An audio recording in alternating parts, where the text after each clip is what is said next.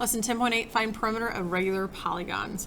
So remember, polygons just means a multiple-sided figure, regular meaning that all sides are equal, therefore meaning all angles are equal. We're going to give, or do it two kind of different, from two different things that were given, either radius or what's called an apothem. A radius is having the center point out to one of the vertices, which is a corner of the shape. An apothem is having from the center to actually the middle of one of the sides. Okay, but what we want to do is actually still use SOHCAHTOA, and we're creating a right triangle. So if I were to take from the center point O and go to every corner, I would have all these triangles. And how many triangles I would have would be 1, 2, 3, 4, 5, 6, 7, 8, 9. So that's important. And then I'm also going to draw an altitude in that triangle, splitting it in half. And so from here, the problem is I only know this 8. I do not know down here. So I have to go ahead and figure out my degrees. So what you need to know is that all the way around the center would be 360 degrees.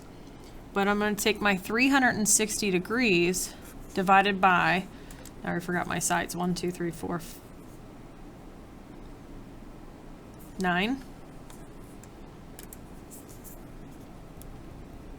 To tell me how many degrees are in each triangle. So 36 divided by 9, that would be 40 degrees in each triangle. But now I'm going to split that in half more and say that, okay, this is 20 degrees and that's 20 degrees. So I'm going to make a triangle over here just a little bit bigger so you can see what I'm doing. So now I've got a right triangle. I know one of the degree measurements. Now I can do SOHCAHTOA. And I'm trying to find perimeter. Perimeter is just all these outsides added up. So I just need to find this side right here. So I'm going to call this X. From here, this angle, 20 degrees, I have opposite and hypotenuse. So that would be sine. So I'm going to put sine of 20 degrees equals X over 8. Hopefully remember how to solve this. You just multiply by 8 on both sides. You have to make sure you're in degree mode. Always check if you're using my calculator because sometimes my upper level kids will change it, because they need it for different things. So I'll do 8 times sine of 20 and get X to be about 2.736. I'm going to leave that number on my calculator because what I now know is if this is 2.736, this is 2.736. So I'm going to actually take that times 2 to get all the way across here. And that's 5.47. And how many of those triangles did I have? 1, 2, 3, should have 9. So I'm going to take that times 9. So that would be 49.3 rounded to the nearest tenth. The other thing you could do is just know that, hey, 9, and I split it into 2. You could have just taken this number directly times 18. But that's it. All right, let's try another one. Very, very similar. So I'm going to go ahead and draw my triangles. So I'll just make the one line this time. So here's my right triangle. First I'd have to count how many sides. 1, 2, 3, 4, 5, 6, 7, 8, 9, 10, 11, 12 sides.